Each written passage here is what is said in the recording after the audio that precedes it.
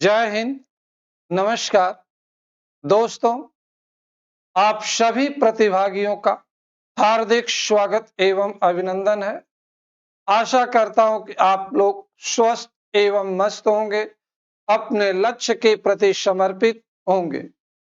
जैसा कि आपको पता है कि पिछले 4 दिनों से मौद्रिक अवधारणाओं से संबंधित विषयों पर निरंतर क्लास चल रही है। उसकी एक श्रृंखला शुरू हुई है, जिसमें आज चौथी श्रृंखला है, जिसमें हम कुछ नए मौद्रिक अवधारणाओं को डिस्कस करने जा रहे हैं। आपको पता है, पिछले वर्षों का पेपर जब आप देखते हो, तो प्रारंभिक परीक्षाओं, मुख्य परीक्षाओं, मौद्रिक क्षेत्र से अक्सर क्वेश्चन पूछे जाते हैं। मौद्रिक अवधारणाओं से अक्सर क्वेश्चन पूछे जाते हैं। समाचार पत्रों, टीवी चैनलों पर इसको लेकर चर्चा पर चर्चा होती रहे। इसीलिए हम मौद्रिक अवधारणाओं का बेसिक आपको क्लियर कराने के लिए यह श्रृंखला शुरू किए हुए।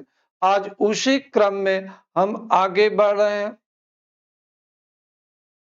जिसमें हमने मौद्रिक अवधारणा के अंतर्गत शाख नियंत्रण के चयनात्मक और गुणात्मक विधि के बारे में हम आपके साथ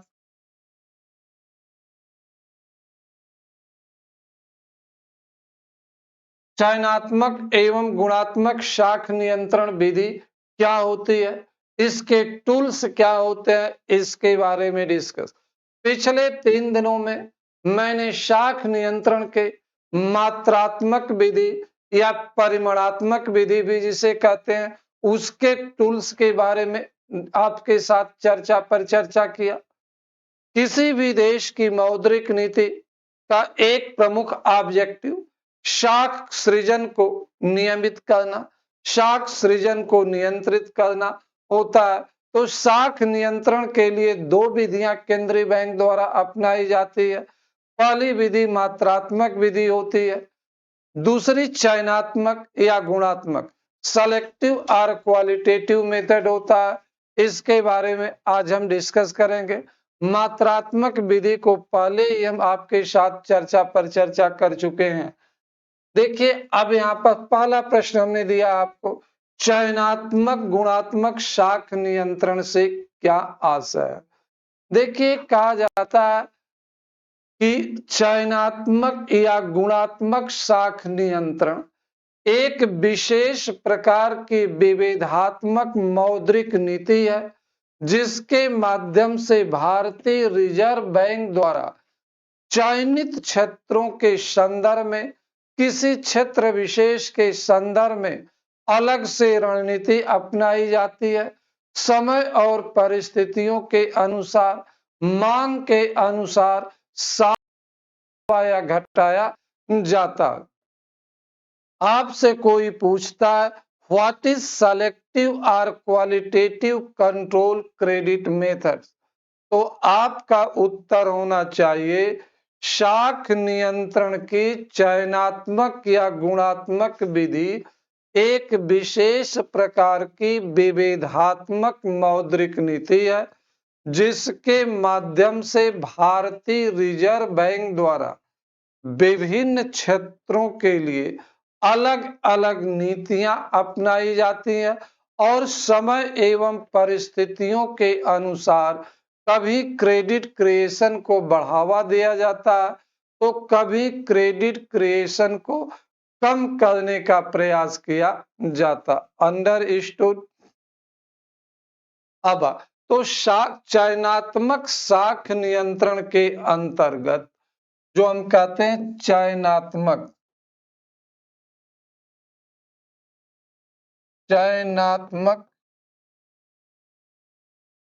शाख नियंत्रण, चयनात्मक शाख नियंत्रण के उपकरण क्या है। चयनात्मक, यहाँ सीधे प्रश्न यहाँ पर पेटे में पूछा जाता है, चयनात्मक शाख नियंत्रण के उपकरण क्या है, इसके प्रमुख टूल्स क्या है। मार्जिन मनी, पहला। दूसरा, विभेदात्मक ब्याज दर, विभेदात्मक ब्याज दर। तीसरा, साख की राशनिंग, साख की राशनिंग। तीसरा, साख की राशनिंग। चौथा हमारा होता है नैतिक दबाव,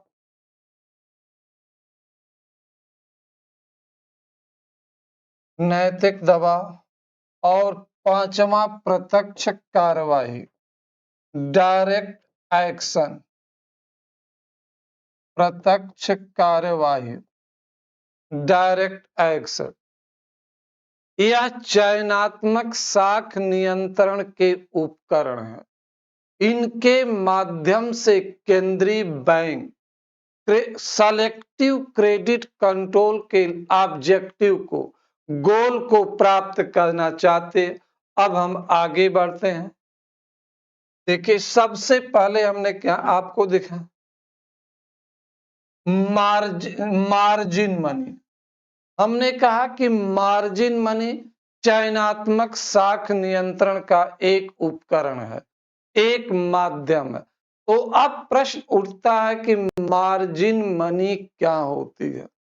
जब हम बैंकों से, वित्तीय संस्थानों से ऋण लेते हैं तो उस ऋण के बदले कोई संपत्ति गिरवी रखने का काम करते हैं, कोई प्रतिभूति गिरवी रखने का काम करते हैं। बैंक कोलेटरल सिक्योरिटीज गिरवी रखवा करके या कोई संपत्ति या प्रतिभूति सिक्योरिटीज गिरवी रखवा करके हमको लोन देने का काम करते हैं। सपोज दैट हमने जो संपत्ति रखा, अब उसी पर हमने संपत्ति 10 लाख रुपए की गिरवी रखा, तो वाणिज्यिक बैंक हमको इस संपत्ति के मूल्य के बराबर लोन नहीं देंगे। इसका 50%, 60%, 70%। मान लिया बैंक हमको 8 लाख का लोन दिया, तो इन दोनों का अंतर जो होगा 2 लाख रुपया, that is called margin money. जैसे हम कहें कि मार्जिन मनी क्या होती है, अगर हम फार्मूला की बात करें, मार्जिन मनी क्या होता, गिरवी रखी गई संपत्ति का मूल्य, गिरवी रखी गई संपत्ति का मूल्य माइनस ऋण राशि, ऋण राशि, मार्जिन मनी।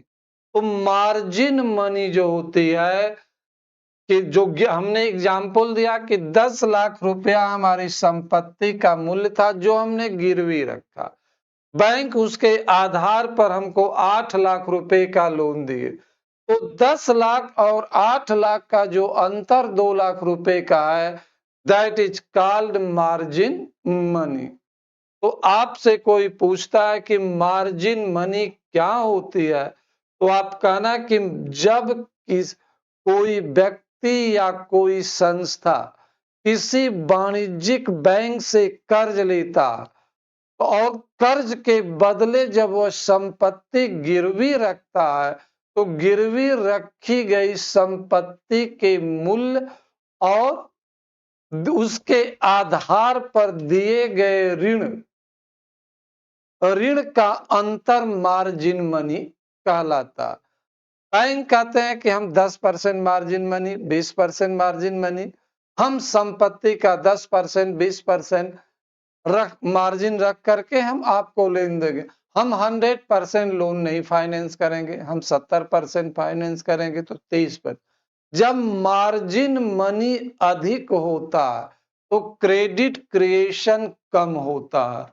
मार्जिन मनी के अधिक होने पर, मार्जिन मनी के अधिक होने पर क्रेडिट क्रिएशन कम होगा। मार्जिन मनी के कम होने पर मार्जिन मनी के कम होने पर क्रेडिट क्रिएशन अधिक होगा। तो आप कह सकते हो margin money and credit creation are universally associated to each other. Universally associated या universally related to each other. जब एक अधिक होगा तो दूसरा कम होगा। तो बैंकों द्वारा अब दिए जाने वाले ऋण और जिस संपत्ति प्रतिभूति के आधार पर ऋण देते हैं उनके मूल्य के अंतर को हम मार्जिन मनी कहते हैं। तो मार्जिन मनी बैंकों द्वारा इसलिए जमा करवा ताकि उनका ऋण सिक्योर हो, उनके ऋण पर कोई दबाव न हो। अगर उस संपत्ति का मूल्य कम भी होता तो भी अगर ऋण लेने वाला व्यक्ति ऋण का भुगतान नहीं करता तो उसे वापस वह परचेज कर उसको बेच करके अपने ऋण को वह प्राप्त कर सके। क्लियर हुआ? तो यह मार्जिन मनी हमारी है। अभी हमने आपको मार्जिन मनी की बात बताया, अब हम आगे बढ़ते हैं।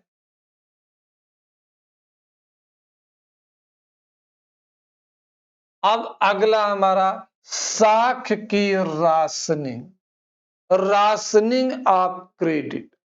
आप सार्वजनिक वितरण प्रणाली की दुकानों पर खाद्यान्नों की राशनिंग के बारे में आपने सुना है कि पब्लिक सेक्टर जो पब्लिक डिस्ट्रीब्यूशन सिस्टम है उनकी दुकानों के माध्यम से सरकार लोगों को खाद्यान्न उपलब्ध कराती है। पब्लिक सेक्टर की दुकानों के माध्यम से सरकार द्वारा खाद्यान्न उपलब्ध कराने का काम कराया जाता है। तो वहां पर प्रति इकाई फिक्स होती है कि अधिकतम इतना राशन इस यूनिट पर दिया जा सकता। अब हम आते हैं साख की राशनिंग से क्या आशा है। देखिए यहां पर लिखा गया साख की राशनिंग के अंतर्गत वाणिज्यिक बैंकों द्वारा भारतीय रिजर्व बैंक वाणिज्यिक बैंकों द्वारा डेप्ट देने की अधिकतम सीमा निर्धारित कर दी। इस सीमा से अधिक वह ऋण नहीं दे सकते हैं। आपसे साख की राशनिंग क्या है? ऋण देने की उच्चतम सीमा को व्यक्त करती है। साख की rationing shows that maximum limit of debt, such debt are provided by banks to customer, who debt provided by bank to customer। Questions उठता है कि व्हाट इज मार्जिन मनी।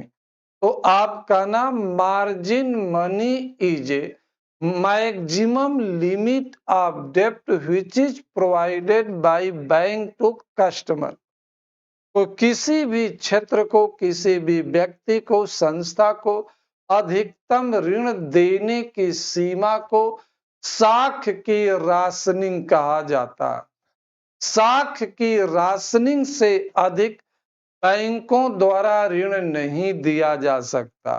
अगर कोई बैंक आरबीआई द्वारा निर्धारित की गई साख की राशनिंग से अधिक मात्रा में ऋण उपलब्ध कराती है, अधिक ऋण उपलब्ध कराती है तो यह आरबीआई के दिशा निर्देश का उल्लंघन होगा। आरबीआई उसके विरुद्ध एक्शन ले सकती है। प्रश्न उठता है कि what is the objective of rationing of credit. साख के राशनिंग का उद्देश्य क्या है? देखिए साख की राशनिंग का उद्देश्य होता है कि जो नीडेड क्लास है, वांछित वर्ग है, वांछित क्षेत्र है, जिसको जरूरत है उसको ऋण उपलब्ध हो सके। अगर साख की राशनिंग की व्यवस्था नहीं की जाएगी तो बैंकों द्वारा किसी एक ही क्षेत्र को, एक ही वर्ग को, एक ही संस्था को अधिक से अधिक ऋण दिया जाएगा, अन्य संस्थाएं, अन्य वर्ग, अन्य क्षेत्रों को ऋण प्राप्त नहीं होगा। तो शाख की राशनिंग का उद्देश्य होता है नीडी क्लास को, नीडी सेक्शन को, पीपुल्स को या क्षेत्र को आवश्यकता पर ऋण उपलब्ध कराना है। शाख की राशनिंग जो है किसी विशेष उपयोग के लिए या सामूहिक आधार पर तय की जाती है।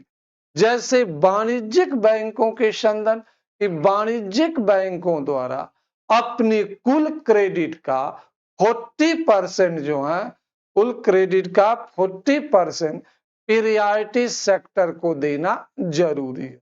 तो क्या हुआ यहाँ पर 40% क्या बता रहा है, यहाँ पर 40% यह बता रहा है कि बैंकों द्वारा जो भी ऋण दिया जाएगा उसका 40% प्राथमिकता प्राप्त क्षेत्र को दिया जाएगा।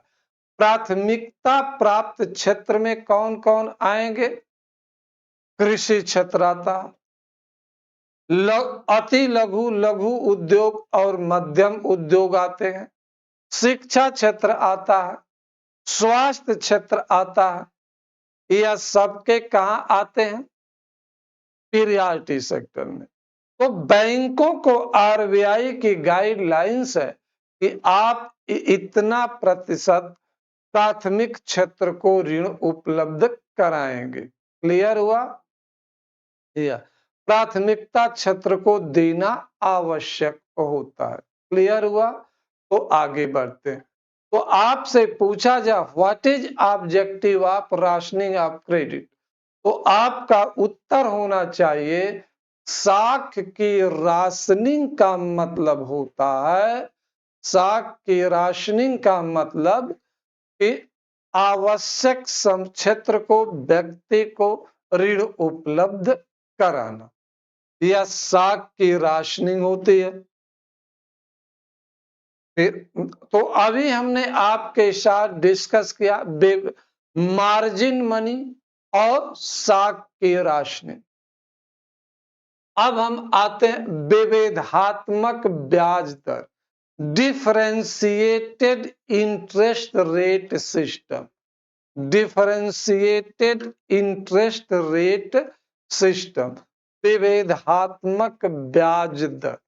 विभेदात्मक ब्याज दर एक विशेष प्रकार की व्यवस्था, it is a specific kind of interest, विशेष, it is a specific kind of arrangement, विशेष प्रकार की व्यवस्था जिसके अंतर्गत समाज के प्राथमिकता प्राप्त क्षेत्रों को और अर्थव्यवस्था, समाज के प्राथमिकता प्राप्त क्षेत्रों या अर्थव्यवस्था के प्राथमिकता प्राप्त क्षेत्रों और समाज के कमजोर वर्गों के लोगों को, समाज के कमजोर वर्गों के लोगों को रियायती दर पर ऋण उपलब्ध कराया जाता, कंसेशनल रेट पर ऋण उपलब्ध कर।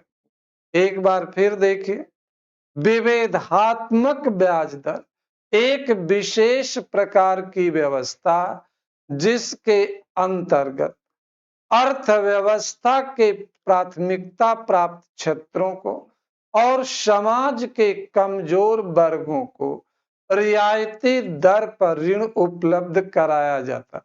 Differentiated interest rate system is a specific kind of arrangement wherein commercial bank provided loan to priority sector of economy and weaker section of society at concessional rate. Differentiated interest first time introduced by RBI in India in 1972-73. Differentiated interest rate system को RBI द्वारा पहली बार भारत में 1972 72-73 में प्रयोग किया। Differentiated interest rate system का उद्देश्य होता है आर्थिक संतुलन स्थापित करना, सामाजिक संतुलन स्थापित करना और आवश्यक वर्ग को, आवश्यक क्षेत्र को धन उपलब्ध करा करके, आवश्यक वर्ग को, आवश्यक क्षेत्र को धन उपलब्ध करा करके उसके विकास को प्रोत्साहित करना, उसकी गतिविधियों को बढ़ावा देना है। इसको लेकर के यह चलाया जाता है। क्लियर हुआ? तो अभी हमने आपसे डिस्कस किया विभेदात्मक ब्याज दर योजना। आपसे पूछा जाए कि भारत में विभेदात्मक ब्याज दर योजना कब लाई गई? 1972-73 में लाई गई। विभेदात्मक योजना के अंतर्गत, विभेदात्मक योजना के अंतर्गत किस क्षेत्र को या किसको ऋण उपलब्ध कराया जाता? तो विभेदात्मक योजना के अंतर्गत अर्थव्यवस्था के प्राथमिकता प्राप्त क्षेत्रों को और समाज के कमजोर वर्गों। आप कहोगे कि अर्थव्यवस्था का प्राथमिकता प्राप्त क्षेत्र क्या होता? तो अर्थव्यवस्था का प्राथमिकता प्राप्त क्षेत्र एग्रीकल्चर है, एसएमई है, स्मॉल एंड मीडियम इंटरप्राइजेज है, एजुकेशन है, हेल्थ सेक्टर है। इनको समाज के कमजोर वर्गों, एससी एसटी समुदाय के लोगों को ऋण उपलब्ध कराया जाता, जिससे कि उनका उन्नयन हो सके, उनका आर्थिक विकास हो सके, उनका सुधार हो सके। क्लियर हुआ? आगे हम बढ़ते हैं। अब अगला हमारा नैतिक दबाव। देखिए, नैतिक दबाव को हम डिस्कस करने के पहले हम मौद्रिक नीति के प्रचार प्रसार को डिस्कस करेंगे। केंद्रीय बैंकों द्वारा जब मौद्रिक नीति का सृजन किया जाता है, अपनी कोई पॉलिसी बनाई जाती है, सरकार द्वारा बनाई गई पॉलिसी हो जिसे बैंकों के माध्यम से लागू करना हो, तो ऐसी स्थिति में आरबीआई द्वारा, ऐसी स्थिति में आरबीआई बैंकों को एक दिशा निर्देश जारी करती है। आरबीआई अपनी मौद्रिक नीति का, अपनी योजनाओं का, सरकार के बैंकिंग से जुड़े हुए कार्यक्रमों का प्रचार प्रसार करती है, लोगों को जानकारी देती है, टेलीविजन के माध्यम से, प्रिंट मीडिया के माध्यम से वह जानकारी उपलब्ध कराती है, सर्कुलर जारी करके। तो इसे मौद्रिक नीति का प्रचार प्रसार कहा जाता है। आरबीआई बैंकों से अपेक्षा करती है कि वह हमारे दिशा निर्देशों का अनुपालन करे, हमारे द्वारा बनाई गई नीतियों का, हमारे द्वारा सृजित किए गए कार्यक्रमों का उनके द्वारा अनुपालन किया जाना चाहिए। तो इसे देखते हुए आरबीआई समय समय पर बैंकों को डायरेक्शन देती है, सर्कुलर जारी करती है, ऑर्डर देती है। तो जब किसी बैंक द्वारा बैंकों को सर्कुलर जारी करती है, तो इसे मौद्रिक दबाव कहा जाता है। मौद्रिक, इसे नैतिक दबाव कहा जाता है। सारी मौद्रिक नहीं, नैतिक दबाव। तो मौद्रिक प्रचार प्रसार में क्या होता? आरबीआई अपनी नीतियों, अपनी योजनाओं, कार्यक्रमों और सरकार के बैंकों से संबंधित कार्यक्रमों, दिशा निर्देशों का के बारे में बैंकों को और लोगों को जब जानकारी प्रोवाइड करती है, तो दैट इज कॉल्ड मौद्रिक नीति का प्रचार प्रसार। और उनको जब लागू करने के लिए, उनका अनुपालित करने के लिए बैंकों पर दबाव डालती है, कहती, तो इसे नैतिक दबाव कहा जाता। जैसा कि आप जानते हो कि सभी वाणिज्यिक बैंक आरबीआई के नियंत्रण में काम करते हैं। तो आरबीआई सभी बैंकों से अपेक्षा करती है कि आप हमारी नीतियों का, आप हमारे योजनाओं का, आप हमारे दिशा निर्देशों का, हमारे द्वारा जारी किए गए सर्कुलर को अनुपालित कीजिए, इंप्लीमेंट कीजिए। तो इसी को नैतिक दबाव का नाम दिया गया। क्लियर हुआ? तो नैतिक दबाव जो होता है वह बैंकों के लिए एक प्रकार का निर्देश होता है और बैंकों से अपेक्षा की जाती है कि आप इसे लागू करिए। सरकार यहाँ पर आरबीआई डायरेक्ट ऑर्डर नहीं देती कि आपको लागू करना जरूरी है। नैतिक दबाव में कहती कि आपको लागू करना चाहिए, अपेक्षा करती है, आप पर एक मॉरल बूस्टअप कर प्रेशर बनाती है और बैंकों को ऐसा करना पड़ता है क्योंकि बैंक आरबीआई के रेगुलेशन के अनुसार चलने के लिए बाध्य, मजबूर है। अंडरस्टूड हुआ? नैतिक दबाव क्या होता है? यह नैतिक दबाव के संदर्भ में आरबीआई बैंक से बातचीत करती है, बैंकों को सांकेतिक संदेश भेजती है। आरबीआई समय समय पर इस संदर्भ में बैंकों को पत्र लिखती है, इत्यादि करती है। अगर किसी बैंक द्वारा आरबीआई के दिशा निर्देशों का, किसी बैंक द्वारा आरबीआई के दिशा निर्देशों का अनुपालन नहीं किया जाता, किसी बैंक द्वारा आरबीआई के दिशा निर्देशों का अनुपालन नहीं किया जाता, तो आरबीआई उस बैंक के विरुद्ध कार्रवाई करती। अगर कोई बैंक आरबीआई के नीतियों का, आरबीआई के सिद्धांतों का, आरबीआई के द्वारा बनाए गए कार्यक्रमों का प्रभावपूर्ण तरीके से लागू नहीं करता है, उसका उल्लंघन करता है, तो आरबीआई द्वारा उनके विरुद्ध कार्रवाई की जाती है। आरबीआई द्वारा उनके विरुद्ध कार्रवाई की जाती है, जिसे प्रत्यक्ष कार्रवाई का नाम दिया गया, डायरेक्ट एक्शन का नाम दिया गया। अंडरस्टूड? डायरेक्ट एक्शन का नाम दिया। प्रश्न उठता है कि डायरेक्ट एक्शन क्या होता? बैंक पर पनिशमेंट, इकोनॉमिकल पनिशमेंट इंपोज करना, बैंकों पर आर्थिक जुर्माना लगा देना, पहला मुद्दा आता है। बैंकों की क्लियरिंग हाउस की सदस्यता कुछ समय के लिए रोक देना, बैंक अधिकारियों के विरुद्ध अनुशासनहीनता की कार्रवाई करना, इस तरह के एक्शन आरबीआई द्वारा बैंकों के विरुद्ध लिया जाता है। तो अभी मैंने आपके साथ डिस्कस किया कि डायरेक्ट एक्शन क्या है।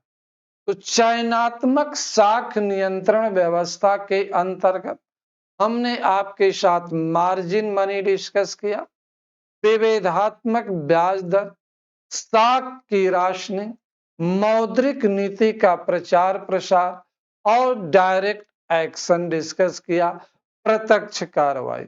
इनके माध्यम से भारतीय रिजर्व बैंक द्वारा जो है चयनात्मक साख की नीति को एक्सरसाइज किया जाता, संबंधित क्षेत्रों या किसी क्षेत्र विशेष को संसाधन उपलब्ध कराया जाता, बैंकों पर नियंत्रण स्थापित किया जाता है। क्लियर हुआ? तो हम इस टॉपिक पर आते हैं। तो अभी हमने आज के क्लास में आपको हमने चयनात्मक साख नियंत्रण, यहां से प्रश्न डायरेक्ट भी पूछे जाते हैं, जैसे हम दे रहा, निम्न में कौन चयनात्मक साख नियंत्रण चयनात्मक शाख नियंत्रण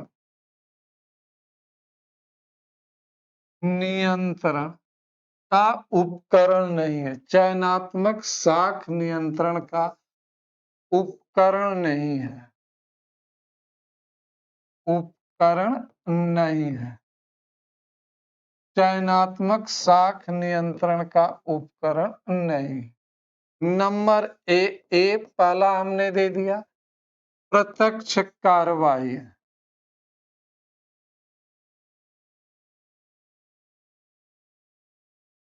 दूसरा हमने दे दिया रेपो रेट।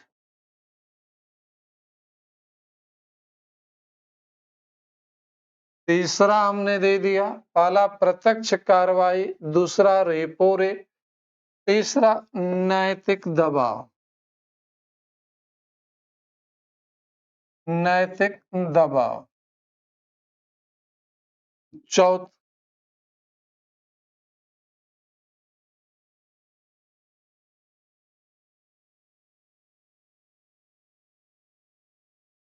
फिर नेक्स्ट हमारा है प्रत्यक्ष कर। यह 4 ऑप्शन दिए गए हैं। आपसे पूछा गया है कि निम्नलिखित में कौन चयनात्मक शाख नियंत्रण का उपकरण नहीं है। तो हमने आपको कुछ देर पहले बताया है कि चयनात्मक शाख नियंत्रण में मार्जिन मनी, शाख की राशनिंग, विभेदात्मक ब्याज दर, नैतिक दबाव और प्रत्यक्ष कार्रवाई उसके प्रमुख उपकरण। तो प्रत्यक्ष कार्रवाई है, नैतिक दबाव है और प्रत्यक्ष कार्रवाई 2 बार मैंने यहाँ पर लिखा, इसको थोड़ा हम चेंज कर रहे हैं। यह अंतर राशि जिसे मार्जिन मनी कहते हो, अंतर। तो इसमें आप देखोगे तो दूसरा जो रेपो रेट है, बी ऑप्शन जो है, यह शाख नियंत्रण का चयनात्मक उपकरण नहीं है। यह शाख नियंत्रण का गुणात्मक उपकरण है, परिमाणात्मक उपकरण। तो इसलिए हमारा आंसर यह बना। इसी तरह से आपसे मात्रात्मक विधि को लेकर के भी प्रश्न पूछा जा सकता है।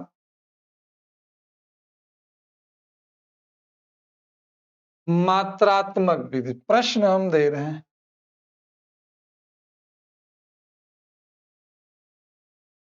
निम्नलिखित में से कितने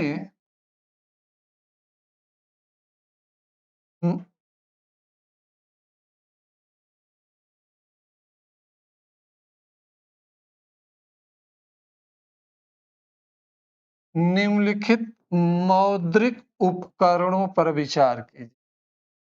उपकरणों पर विचार कीजिए।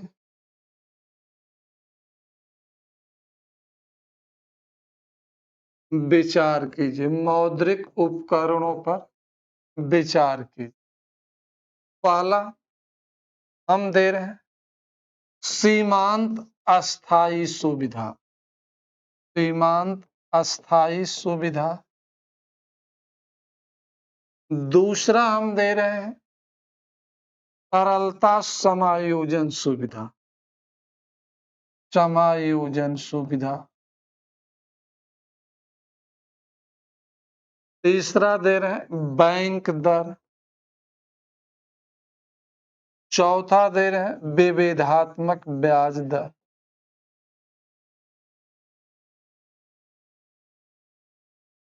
प्रश्न हमारा है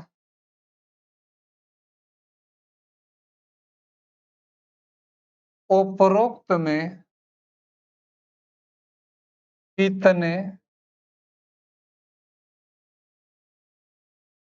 मात्रात्मक विधि के उपरोक्त में कितने मात्रात्मक विधि के उपकरण नहीं है। मात्रात्मक विधि के उपकरण नहीं है। मात्रात्मक विधि के उपकरण है, थोड़ा प्रश्न हम चेंज, उपकरण है। पहला ऑप्शन है केवल एक, दूसरा केवल दो,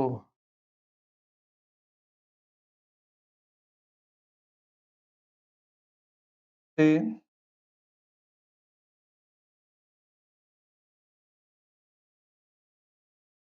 सभी चार।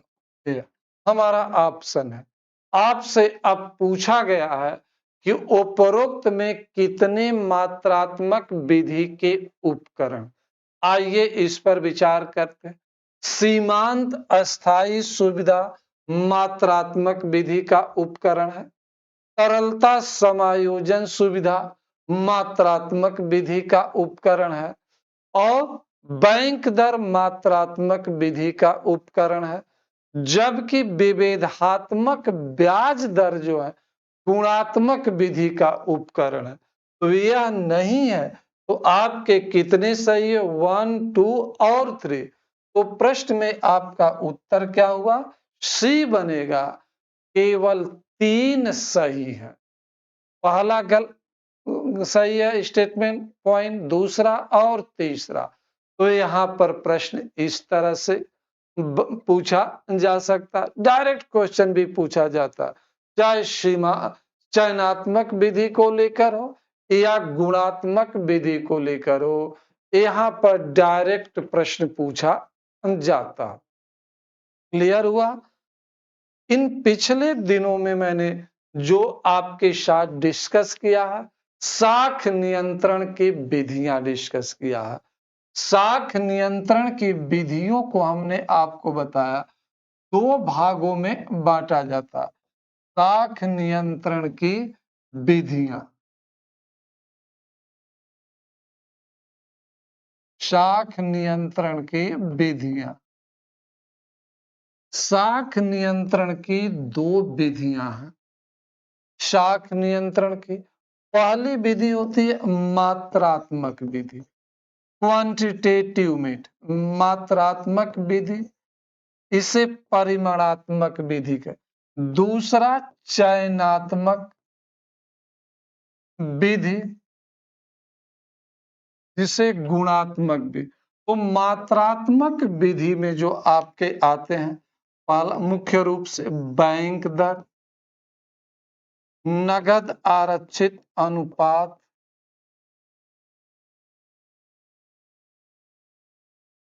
नगद आरक्षित अनुपात, पहला बैंक दर, नगद आरक्षित अनुपात, संविधिक तरलता अनुपात, संविधिक तरलता अनुपात, ये सब मात्रात्मक। और रेपो और रिवर्स रेपो और रिवर्स रेपो। फिर इसी में EMSF, ALAF, marginal standing facility, liquidity adjustment facility, ये सब के क्या मात्रात्मक विधि में आते हैं।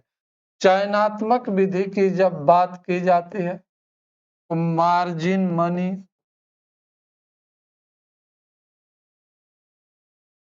विभेदात्मक ब्याज दर,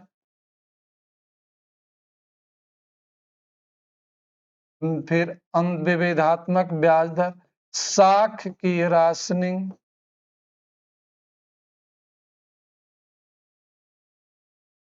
नैतिक दबाव,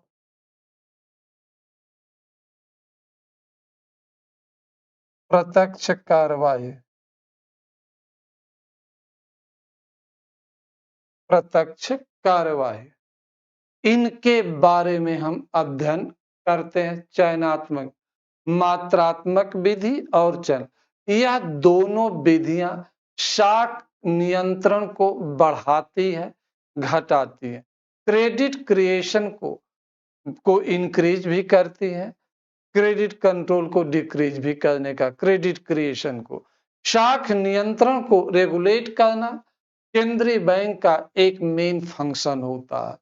तो इनके माध्यम से तो पिछले 3 दिन के क्लासेस में 4 दिन के क्लासेस में हम इनको आपके माध्यम से हमने डिस्कस किया, आपके साथ चर्चा किया, परिचर्चा किया हम आपके साथ जो अंडरस्टूड है, क्लियर है, किसी को कुछ यहाँ पूछना? चलिए तो इस पर तो आगे भी हम इसी प्रकार की कुछ मौद्रिक अवधारणाओं को हम डिस्कस करेंगे। इस पर जो प्रश्न पूछा जाता है उसको लेकर के हम आपके साथ चर्चा पर चर्चा करेंगे। कल जब हम डिस्कस करेंगे तो हम आपके साथ जो है कुछ जो है स्पेसिफिक इंटरेस्ट रेट डिस्कस करेंगे, कुछ टर्म इंटरेस्ट जैसे हम कहें बेस रेट क्या होता है, प्राइम लेंडिंग रेट क्या है, रिफरेंस रेट क्या है, पेनल रेट क्या है, टीजर लोन रेट क्या है, इस तरह का हम टर्म्स हम आपके साथ हम कल शेयर करेंगे, डिस्कस करेंगे। आशा नहीं पूर्ण विश्वास है कि आप स्वस्थ होंगे, मस्त होंगे और अपने लक्ष्य के प्रति समर्पित होंगे और यह कंसेप्ट क्लियर हो गया होगा, आनंद ले रहे होंगे। मेरे इस चैनल को सब्सक्राइब करिए, अर्थव्यवस्था से संबंधित अपनी समस्याओं का एक समग्र सॉल्यूशन प्राप्त करिए। यह चैनल इसी को दृष्टिगत रखते हुए बनाया गया। धन्यवाद।